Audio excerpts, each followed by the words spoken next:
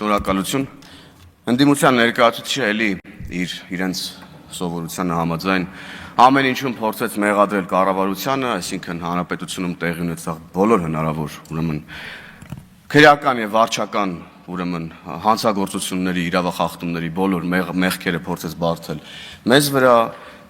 տեղի ունեցած ապաները փողոցներում, չգիտեմ, այս վերջին 3 օրերի ցրտերը եղանակի, այսօր տաք էր երևի, դրա համար ելույթից զուտ հանել էր։ Երեկվա Չեմպիոնների լիգայի ֆուտբոլի արդյունքներն եկեք զեկուցեք, էլի դրա վատ կողմերը բարթեի քաղաքացիական պայմանագիր կուսակցության վրա։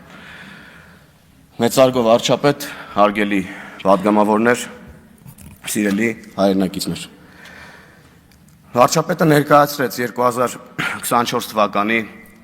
կատարողականը, կառավարության կատարած աշխատանքը եւ նաեւ ներկայացրեց վերջին 7 տարիների արդյունքները, աննախադեպ արդյունքները,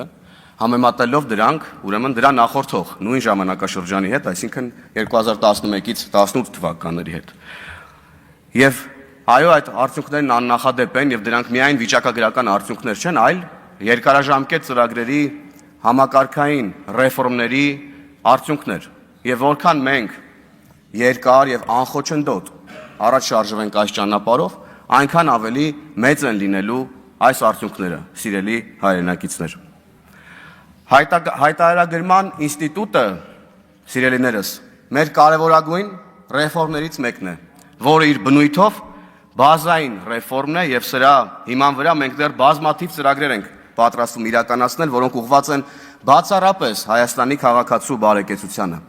Շատ են քննարկումները հայտարարագրման շուրջ, ինչը լավ է, շատ են նաև քննադատությունները, ցավոք դրանց մի մասը ողողված են մանիպուլյացիաներով եւ ֆեյքերով, ինչը վատ է, բայց այստեղ էլ մենք միգուցե գործ ունենք անշարժ գույքի հարկի նման երևույթի հետ։ Պարզեցինք, որ գույքահարկի ընդհանուր հանրագումարի 45%-ը վճարում է 0.6% եւ ահա որտեղից է աղմուկը։ Հայտարարագրման դեպքում էլ կեղծ լուրեր տարածողների շրջանակը գրեթե նույնն է, ինչ գույքահարկի դեպքում։ Դրանով էր թերևս պայմանավորված 3 Քոչարյանի պատգամավոր Ագնես Ախամոյանի հայտարարությունը եւ անհանգստությունը առայն, որ եկամուտները հայտարարագրելիս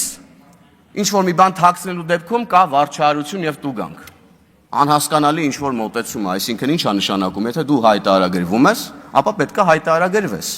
Եթե թաքցնում ես եկամուտը, ապա պետք է տուգանվես։ Սա բարձ ճշմարտություն է եւ ես այստեղ էլի եկել է անդիմությունը ապա պետականության քարոզով զբաղված ըստ էության։ Եվ մեկ էլ էս նույն շրջանակը, որ հիմա բողոքում է բանից, գույքահարկից, հայտարարագրումից, այս նույն շրջանակը նույն ինտենսիվության ու նույն բառամթերքով բողոքում էր ապօրինի գույքի բռնագանձման օրենքից։ 5 տարի է բողոքում է։ Գնացին սահմանադրական դատարան եւ սահմանադրական դատարանը ուրեմն սահմանադրական ճանաչեց ապօրինի գույքը։ Այն որ ասում ենք դուք եկել եք այստեղ եւ ընտրություններին մասնակցում եք միայն մի պատճառով, գողոնը պահելու պատճառով, ասում եք չէ, ո՞նց չէ։ Հայտարարագրման դեմ պայքարում եք, կյանքի ու մահվան կռիվ եք տալի, որ չհայտարարագրեք ձեր եկամուտները։ Գույքահարկի դեմ պայքարում եք, կյանքի ու մահվան կռիվ եք տալի, որ ձեր գողացած, թանկարժեք գույքերի համար չվճարեք պետությանը, ժողովրդին հետ չտակ այդ գույքերի գումարը։ Ապօրինի գույքի դեմ եք պայքարում, որ այդ գողացածը ձեզանից հետ չվերցնեն եւ ձեր քաղաքական հովանավորներից։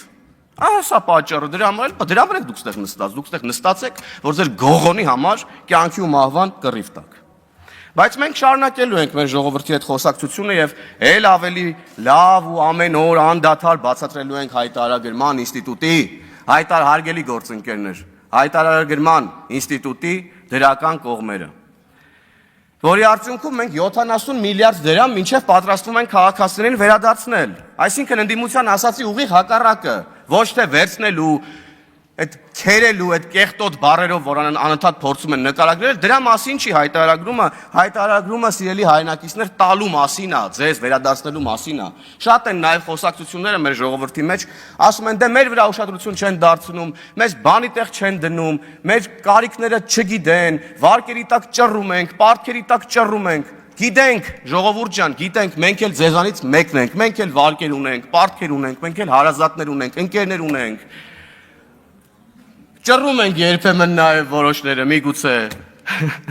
Բայց սա է ինստիտուցիոնալ եղանակը, սիրելի հայրենակիցներ, որ ոչ թե մենք գնանք գյուղամիջում, մեր զրուցարանում իրար նեղացած իրարից նեղանալով, միմյանց վրա մունատ գալով, ասենք, որ մեզ չեն լսում, մեր վիճակը չգիտեն, մենք ասում ենք ժողովուրդ ջան, սա ինստիտուցիոնալ եղանակ է։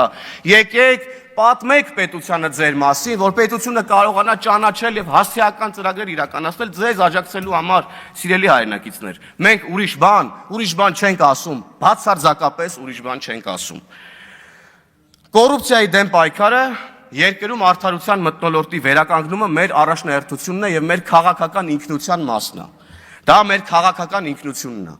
Եվ մենք գիտենք ու լսում ենք, որ կա դժգոհություն, որ ինչ որ միտեղ մեկը կոռուպցիայով զբաղվեց, ինչ որ մեկը ամենաթողությամբ է զբաղված, ինչ որ մեկի իրավունքները խախտվեցին։ Լսում ենք, sense դժգոհություններ ենք լսում, բայց իմ օրինակով ասեմ, երբ որ փորձում ես գնալ այս դժգոհությունների հետևից ինստիտուցիոնալ եղանակով, հանդիպում ես մի ներողություն, պետք է ասեմ, մի զզվելի երևույթի։ Դե ասում ես եղբայրին, քույրին, հայրիկ ջան, մայրիկ ջան, էսա ճանապարհ այդ բողոքը ինստիտուցիոնալ ձևով տեղ հասցնելու, ուրեմն մեղավորներին պատժելու, արդարությունը վերականգնելու, մեկ էլ հանդիպում ես մի երևույթի, որ դե մենք ո՞նց գնանք բողոքենք, դե մենք հո վատամարդ չենք լինելու, դե մենք հո գործ չենք տալու։ Այս քրեական ենթամշակույթի մտածելակերպը ուրեմն քաղցկեղի պես մտել է մեր գիտակցության մեջ եւ դուրս չի գալիս։ Մի հատ ուրիշ երևույթ էլ կա, ներողություն, պետք է ժողովրդական լեզվով ասեմ ու գնամ, ասում են դե մենք ո՞նց գնանք ախպեր ասենք, դե մենք լավ տղա ենք, մենք ո՞նց գնանք ինչ-որ միտեղ մի բան բողոքենք, ո՞նց գնանք բողոքենք, որ մեր ունեցվածքը խլում են, ո՞նց գնանք բողոքենք, որ մեր երեխա իրավունքն են խախտում, ո՞նց գնանք բողոքենք, որ մեկը պետությունից գողանում է ու մենք տենում ենք, ո՞նց գնանք բողոքենք, որտեղ մենք լավ տղա ենք, դրա լավը որն է, ոչ մեկ չի հասկանում։ Եվ մենք պետք է հանենք մեր մեջից այս քաղցկեղը, որ կարողանանք առաջ շարժվել։ Հենց այս քաղցկեղային երևույթներն են, սիրելի ժողովուրդ, հարգելի ընկերներ, սիրելի հայրենակիցներ, հայրեր, մայրեր, քույրեր եւ եղբայրներ։ Այս քաղցկեղային երևույթներն են, որ արգելակում են ռեֆորմները եւ դանդաղեցնում են զարգացումը։ Կանգնեցնում են զարգացումը։ Թույլ չեն տալիս, որ մենք ավելի լավ ապագա կառուցենք մեր երեխաների համար, որովհետեւ որքան էլ որ ուզեն քաղաքացիական պայմանագիր կուսակցության падգամավորները, կառավարության անդամները, վարչապետը, ինչքան էլ ուզենք առանց փոխադարձ փոխգործակցության, համագործակցության մենք չենք կարողանալու ավելի արագ եւ ավելի արդյունավետ առաջ շարժվենք։ Թե համընդհանուր հայտարարագրումը, թե հարկային պարտավորությունները, որ մենք ունենք մեր պետության նկատմամբ, թե ահազանգելու պարտականությունը, որ մենք ունենք մեր պետության նկատմամբ, այս ամենը թալանելու, կեղեքելու, քերելու, գործ տալու, իրար վատություն անելու մասին չեն, այս ամենը պետություն կառուցելու մասին է։ Այս ամենը Հայաստանի Հանրապետության մասին է, այս ամենը մեր մասին է, այս ամենը մեր ապագայի մասին է, սիրելի հայրենակիցներ։ 4.2 միլիարդ դոլար 7 տարում ավել մուտք ա եղել պետական բյուջե։ Այս թվում նստած մարդիկ ու իրենց ղեկավարները 2011-ից 17 թվականներին չեն թողել, որ 4.2 միլիարդ դոլար մուտք լինի պետական բյուջե։ Լափել են, կերել են։ Ու այն 1.7 միլիարդ դոլարն էլ, որ հիմա կալանքի տակ է գտնվում ապօրինի գույքի բռնագանձման ինստիտուտի գործերի քննության ներքո էլի դրա պետք է գումարենք այդ 4.2 միլիարդին։ Եվ սա է մեր պայքարը կոռուպցիայի դեմ, սա է մեր պայքարը արդարության, արդարադատության վերականգնման դեմ։ Եվ հարկային պարտավորությունների մասին էլ խոսեցի, մենք սրան էլ պետք է ուրիշ կերպ վերաբերվենք։ Սա այն մասին չի, որ պետությունն եկել է ձեր քրտինքով աշխատածից մի մաս ուզում է պոկի տանի ձեզանից։ Չէ, ընդհանրապես դրա մասին չի, սիրելիներս։ Մենք պետք է հասկանանք, որ այն միջավայրը, որտեղ մենք կարողանում ենք գործունեություն ծավալել, աշխատել, գումար վաստակել, ապահովել մեր եւ մեր ընտանիքի թեկուզ չափավոր բարեկեցությունը, այդ միջավայրը մենք ենք ստեղծում։ Այն ճանապարհները, որով որ ձեր բիզնեսը սպասարկվում է, որ հաճախորդները գալի հասնում են ձեր բիզնեսին, որ բարեկներ են աշխատում, խցանումներ չեն լինում, որ ասֆալտացա ճանապարհը գալի հասնում են ձեր մոտ, այդ միջավայրը դուք եք սարքում։ Դուք ձեր վճարած հարկերով, մենք չէ դուք։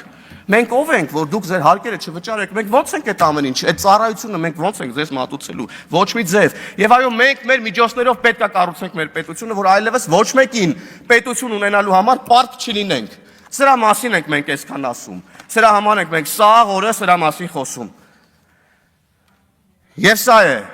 Եվ սա է կամ սա պետք է լինի իրական Հայաստանը, որտեղ երկիրը կառավարող թիմը աշխատում է բացառապես իշա Հայաստանի Հանրապետության պետական շահի, որտեղ քաղաքացին ոչ թե գողանում, խաբում, վախենում եւ փախնում է պետությունից, այլ համագործակցում, հարստացնում ու զարգացնում է պետությունը։ Իր երազանքի երկիրը, Հայաստանի ժողովրդավար ինքնիշխան հանրապետությունը։ Հայ ժողովրդի հազարամյա պայքարը եղել է ազատության համար։ Հիմա մենք ունենք այդ ազատությունը։ Եկեք այն սրբորեն պահենք։ Կեցցե ժողովրդի պետությունը։ Շնորհակալություն։ Արման Ղազարյան